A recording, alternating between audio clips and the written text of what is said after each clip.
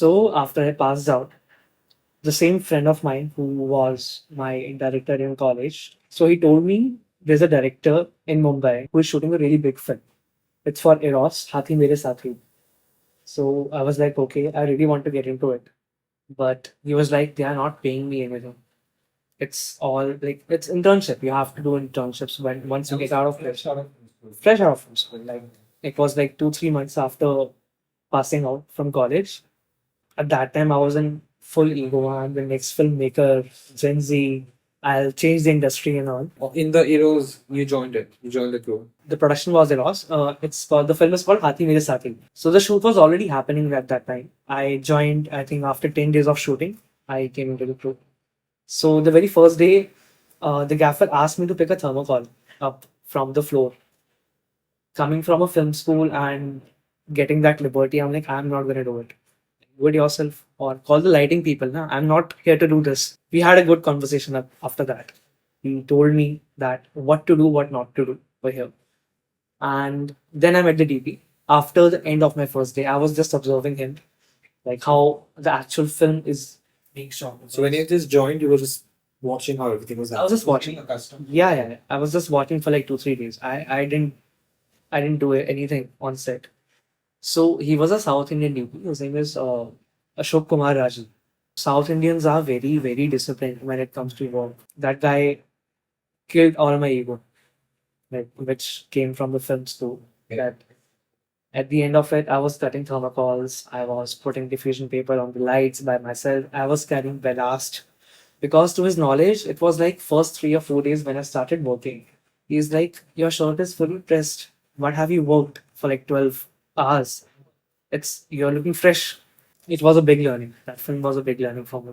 So I think he was a pretty important part of who you are today.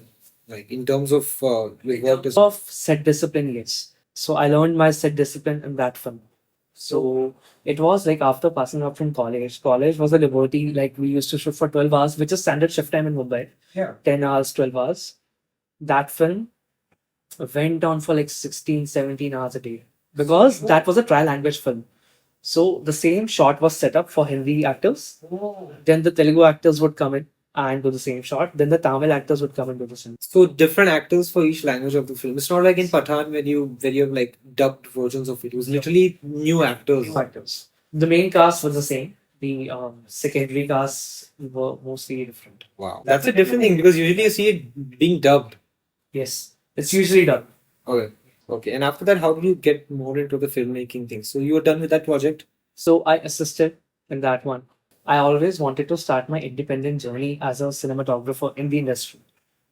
If you're assisting someone, you can't really get to know a lot of things on set because you're already involved in your work that way.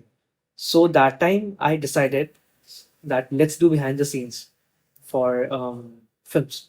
Doing behind the scenes is what I like. What I thought was doing behind the scenes will give me access to talk to the actors. I can know the production side better on set, the direction side, even the camera side. So then I shifted to behind the scenes to know the set better so that I can talk to the actors, get some shoots out of them. Doing behind the scenes, I did floor plans, light plans for all the sets which are being made so that I can run them. So behind the scene was basically like what was it? Was it showing the actors that like was it showing how it's shot behind the scenes? Yeah. Correct, how it's shot. My work was to shoot how the film is being made. So I have done behind the scenes for Jogi, it's on Netflix. Bloody Title, the latest one which just released on Jio Cinemas, Shahid Kapoor. And there's one more coming with Diljit, it's Detective Shadal. So that's how the scene worked for me doing this. With Diljit, I did Jogi first. Then we did Detective Shadal, which was shot in Hungary, Budapest. Okay, everything was behind the scenes. Everything was behind the scenes, which I did. So that time I was like, I really want to shoot with Paji. I really want to start my journey now. It's been 2 films I'm doing behind the scenes. Now is the perfect time, is the perfect location. You can shoot something really good. That time I started talking to Paji, Jeet, that I really want to shoot with you. Like not Jaji, his manager, basically, Sonali. So one day I got a call from her that okay, after pack up today we are shooting something. So his new song was gonna come, Lover, at that time. So he wanted to shoot a promo video for that. I just randomly went to his room and we all just left. We just walked downstairs and within like what half an hour we shot that. Just roaming around near the hotel. So most of the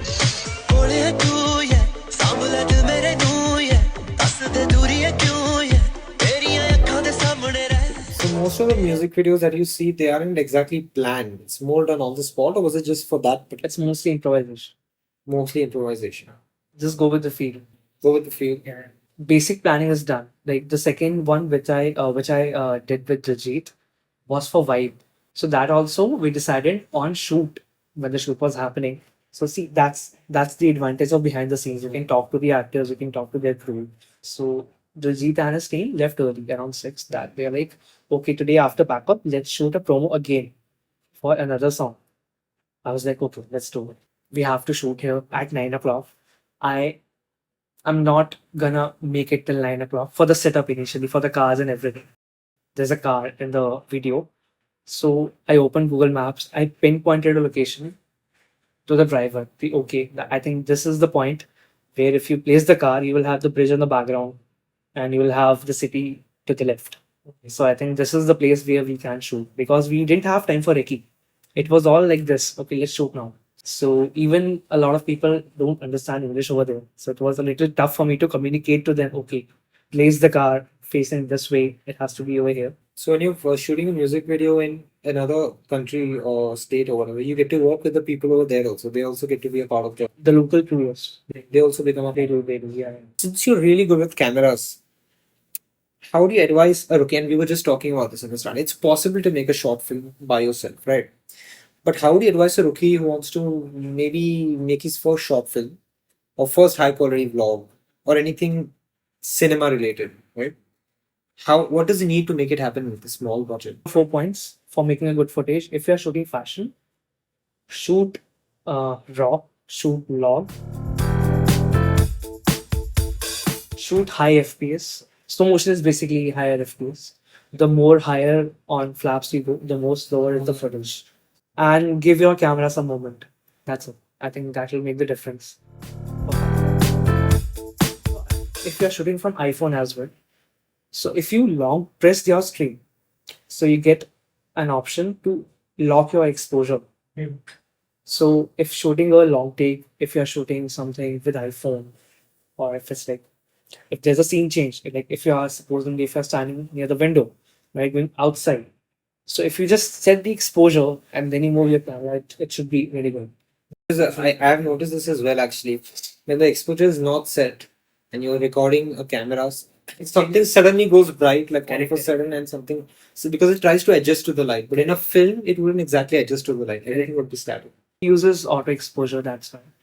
But auto exposure is not really a film related thing. It's not. So that's why you have to, if you're shooting on phone, either it be an Android, just make sure you lock the exposure and set up the focus correctly. If you are shooting something which is really close to the foreground, I mean, anyone can make films these days with the technology that you have. We didn't have that back. now it's really easy. It's all digital. It's all mostly accessible now. it's all accessible. Like I have editing apps on my iPad as well. On the move, we can edit. Other than independent filmmaking, what's the set life like? Like, how does the busyness affect you? Because I'm pretty sure when you just came out of film school, something must have hit you, like in reality, the reality of set life. What was that? Like, how does it actually feel?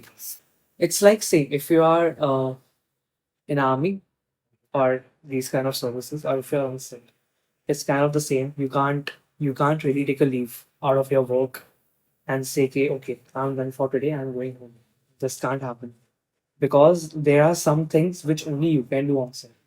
Being an actor, being a technician, like I have seen people on my set who are dealing with some family issues or they have kids and all. They can't leave set and go home. You need a lot of discipline and patience as well to do a film. It's like 50 days commitment. Yeah, it's crazy. The crew becomes your family. Yeah, because you spend so much time with them, you spend so much time working with them, you start to understand them, and thing just goes. But there must have been times where you might have been off guard, maybe where you've lost focus, something. Do you have a particular instance where that can share that happened? If you are loving what you're doing, that's the best thing. You don't even realize when it's when the shift ends. It's 12 hours already. You're like, oh shit, it's done. So some things in which you're not interested in doing, you will feel little off. Like doing some VFX work, patchwork, some these kind of things. It's a little boring also. So in midst of doing all that, what's something that gets neglected maybe? What part of your life can get neglected if you completely give in to the film life? A lot of things get neglected. Usually we just see the main people working on set, like the director, the DOP, the actors, but no one really thinks about how much, like the normal audience, they only see the big names which have made the The project, director, the but no actor, one actually realizes it's a whole crew behind even setting up one single shot. They are like 10, 15 lightmen, art people setting up the frame for you. It's big hard work. It's big hard work. a lot of coordination. A lot of coordination, a lot of discipline, and usually we don't know about these guys because we don't read their names either. We don't see behind the scenes much. But I think their hard work sometimes gets neglected. Yeah. Lightment, like Because I was into comparing- cinematography, I know it's very easy for me to take a decision. Okay, these 10 lights now shift them here. But for them, it's a task to get those lights back, to get that rostrum back, and putting up all here, all there. So the cinematographer, have you been feeling like you've been getting the credit after every project of yours? I do get good set respect. In the end of the day, I'm happy that it's my project after all.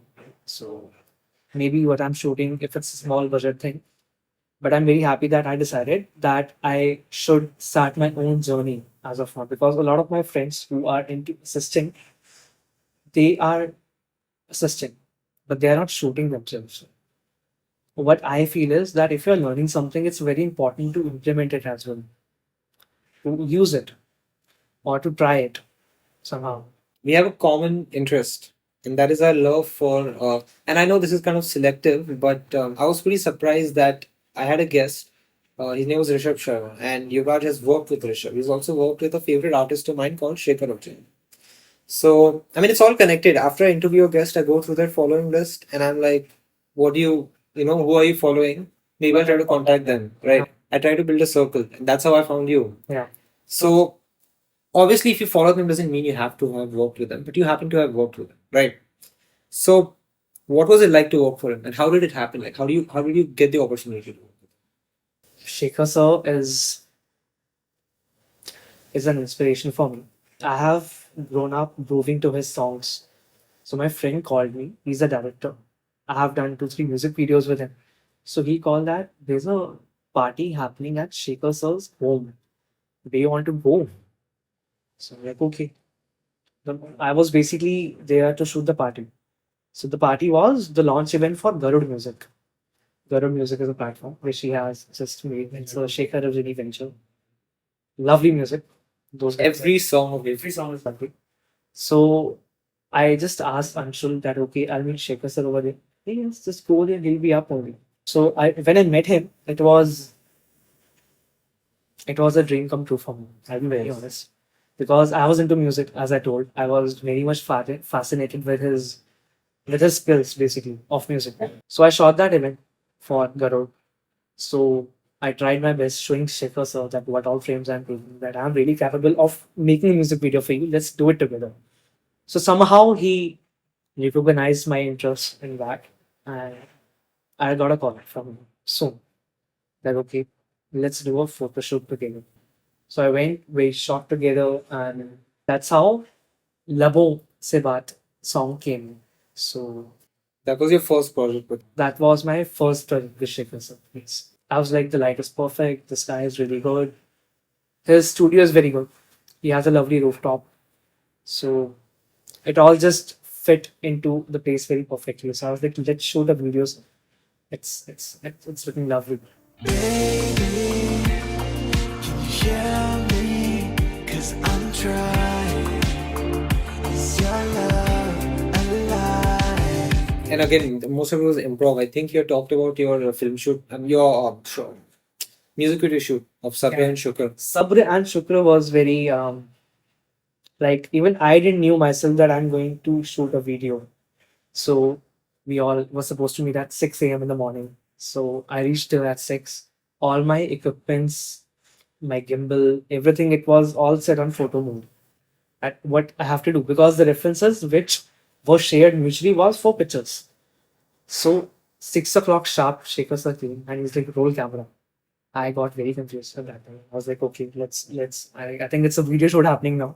So let me prep for it. Just give me 2 minutes. Sir. We just shot a song in like 3 hours. सब्र और शुक्र कर लिया जब से तेरा सजदा कर लिया. It was only shot in the Mount Mary region or Nearby, it was all on Bandra. It was all in Bangalore. All in Bandra. Yes. Okay, good. We went into lanes for Subco. Subco is a awareness cafe over here. We went in Subco. We went near the beach. So it just came out. Okay. So even when I was editing the song, so usually what we thought was like we did photoshoot as well in the end of it. Yeah. But the videos is what I feel, what even they what I thought were for the Instagram promotions, social media promotions and these kind of things. I was not very much up to date with all the Instagram stuff because I was shooting those days. So the next day I was free. So I just decided to okay, I have the footage, let's try making a good cut out of it. So I started in the morning around 10 o'clock and by 8 in the evening I was ready with a cut. So I just randomly shared it with Shaker sir. That, okay, let's see what his review is about it. Shaker sir called me. He was like, what are you doing? At least inform no that you are doing something like this. We have announced 11 p.m. release for the song. Tonight, 11 o'clock, the video is out. And you were still editing the video. I was still editing the video, but they have made their video work. They are so they made their own separate music video. And They you made their also own made separate music video because I wasn't in touch with the team because I was shooting for a different project. They were like, we had to release it tonight by 11. That's when things were like, I was like, are you sure you like this? So that was the first draft, and this has never happened to me. The first draft got approved. So No what changes. their team had made didn't go through. But what you just made, they released that. They released that. Wow. The first draft just went into it. I was very surprised that there are no changes. So just one request with Shaker sir had was it's colored. Let's make it black and white to give it a more artistic feel. But to make it black and white as well, you need to have sense of the contrast and everything. Yes. So I somehow quickly did the grading, exported it, then it went for the packaging, for the titles and everything. And it got posted at 11 sharp. You saw the music video was so peaceful. Go check it out. But there was a scramble behind it. It's honestly the shots which I've used in the video is all what I have. But the shots were so good because Shaker sir has that vision in his mind going around. you also helped with the direction Definitely. We helped a lot. And that's another thing, the creativity, as you go on making cinematic masterpieces, I mean, for everyone, it's important. Yeah. But you go on making them and you learn more and you get more creative on how to do this. So if someone is giving us a random footage, you can turn that into a cinematic masterpiece if you have that creativity with you. That's the power of editing. You can make practically anything you want, right? But apart from just one artist, let's talk about the entire industry, right? You start. Yeah. Which we have done on a toy train basically. That's for Rochak Kholi. So that was the first project which I did with them, with their team. So it was shot on a toy train which goes from Kalka near Chandigarh to Shimla. And that song, we were born to have just 4 hours of journey because it's a journey time. Within that, you had to finish all. We had to finish all the shots.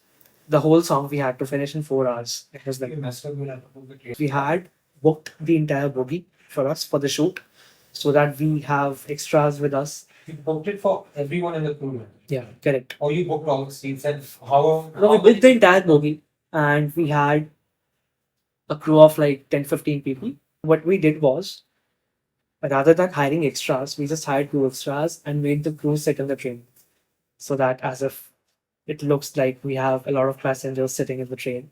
And we made that bogie attached to a good strain so that we are not bothered by other people coming and checking how the shoot is, what is it going on, what is the shoot happening. Completely private. It's a separate train, it's a separate bogie. Yeah, correct. It was a romantic song about couples who just got married, how uncomfortable they are initially, then how this journey changes the entire setup and the mood.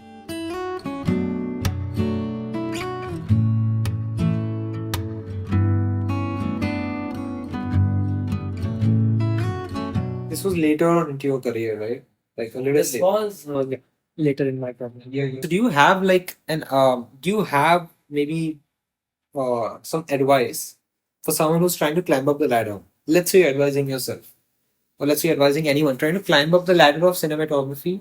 What steps they should be taking in order to work with bigger and bigger and bigger clients and improving, like making a name for them? And how do you do that for a fresher? What I feel is this is what I've learned. My dad also says it that always work hard. That's the first key, which everyone notices. If you're working hard, people will see it that you're working very hard into it. Be social. There should be no shame in asking for work. I do mail people, I do mail artists, I do call them, or whenever I'm on shoot, like I said, I did BTS to so that I get to engage with the artists or teams. So I think that's the best thing you can do. Put yourself Just put yourself out there. People should know about you. Instagram is a very big handle these days. And once they start notice and you start working with them, then you build a new circle of friends from that industry, Correct. and they will lead you to more people. So it's mostly a social, like It's a social thing. a social thing. That's I how you think net. in our industry, it's more word to mouth thing. Word to mouth thing, right? One person does People it. who recommend you. In terms of that recommendation, you get work. Okay, okay. And that's how you, I guess that's how you become successful. Just communicate more and look for opportunities and talk more to people. Is it chance? Is it a game of luck, or is it is it luck into it? It's luck and hard work both. You Okay. keep hard working. Mostly hard work. You keep hard working and let your luck decide where it goes. So you believe in destiny, right? I do. Okay, cool. See that's what keeps you going. If you believe in destiny, it kind of drives you. That I'm going somewhere. I know that. You just keep, because a lot of people give up halfway through and they are like, what am I doing?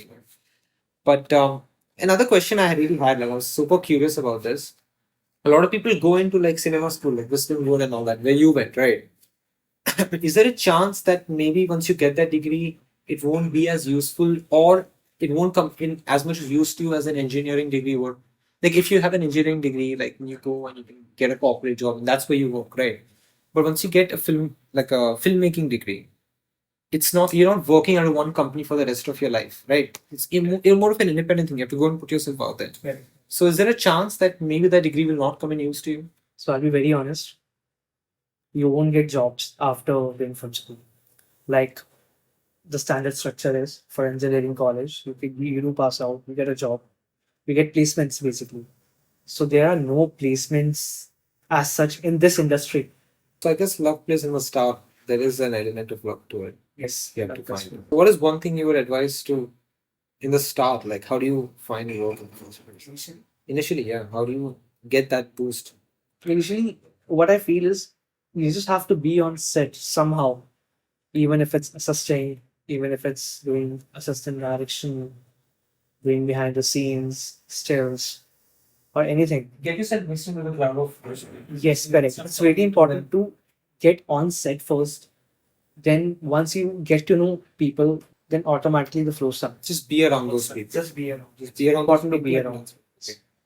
So how spontaneous are those decisions that are made in your field? Like, and I'm talking about improv. I'm talking about practically every decision made in filmmaking. Right? There is a plan, but there's also some improv. Like, okay, maybe you can shift the light over there a little bit. Maybe you can zoom in a little more. Yes. How spontaneous are those? Like, how common is that? It's very common on set. Really, it's very common on set. Is there any particular instance that you would like to share? Any story that you have that you can share?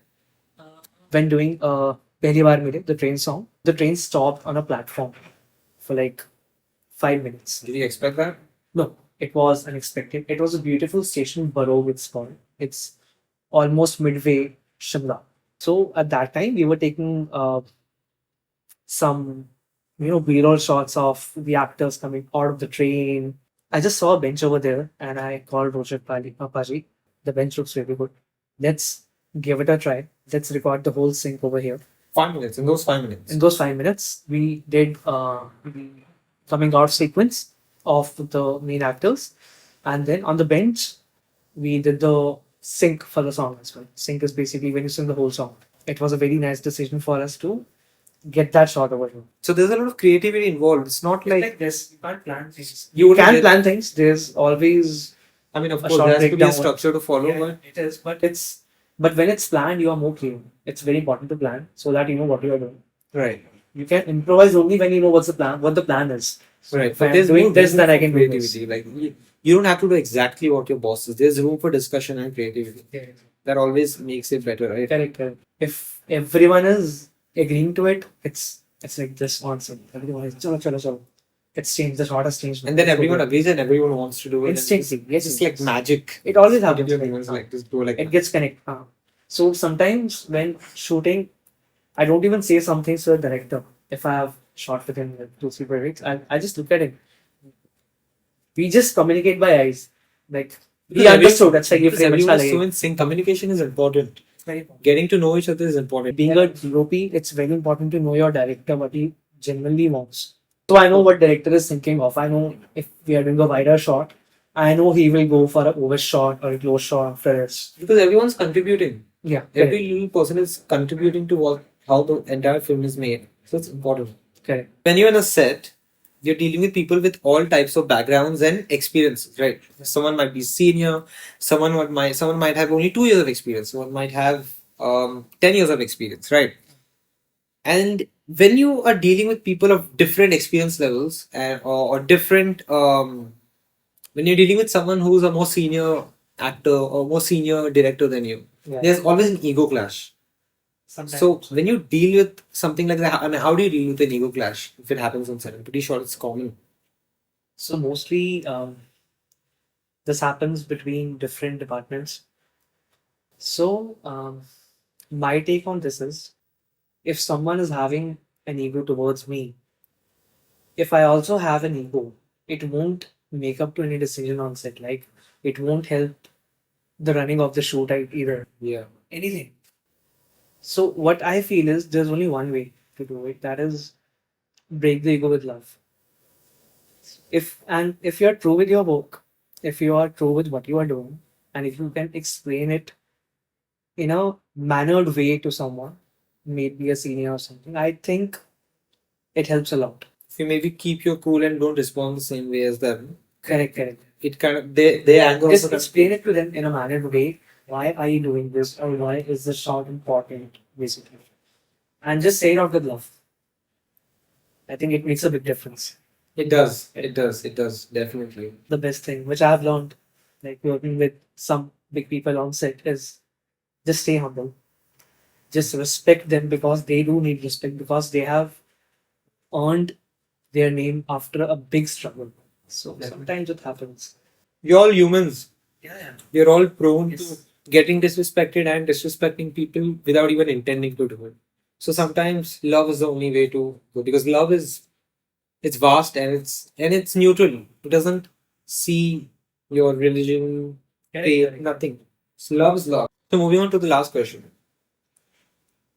What does it take to be a great cinematographer? And I'll tell you why I'm asking this question because obviously everyone asks, what does it take to be a great this, great that? So, but the reason I'm asking this question is because one time I even asked my mom, like, what does it take to be a great actor? She's like, be a good person. And I asked for more reason, like, why? What is it in a great person that makes a great actor? She's like, a good person will empathize with the character that he's becoming. He'll feel the same feelings that the actor or that the character that the actor is playing will feel. So you become your actor, and so basically being a better person with a higher EQ, basically, being more understanding towards your characters, and that's how it comes from being a good person. Good person understands people around you. So that's one of the things that your personality will reflect on how good you act, and automatically becomes a part of your personality once you understand it. So same way, what does it take to be a great cinematographer? What trait in a person, technical or personal, what does it require to be a great cinematographer? So I think I'll agree with the very first point. Being a good person is very important to be a filmmaker, so that you're cleared mentally and you know what you are doing, and you can relate well with the content, with the location, with the script and everything. Being disciplined in today's world is very important to be a good cinematographer. Being humble and being good in observing is what I feel. Observe. Observing, observing people, observing locations. These days, it's more realistic. The approach, which is towards cinema, which is towards the digital world today. People have stopped using, like in older movies, we used to get the flashing lights coming on the faces, very high key lighting. It's all gone now. It's all realistic now. It's all source lighting now. So I think the more realistic you are towards your approach, I mean, depends on what script it is. If it's a commercial one, then you have to make it look commercial. But yes, being more realistic. And for the, sorry to interrupt, for the audience, could you give a little more detailed explanation as to what source lighting is?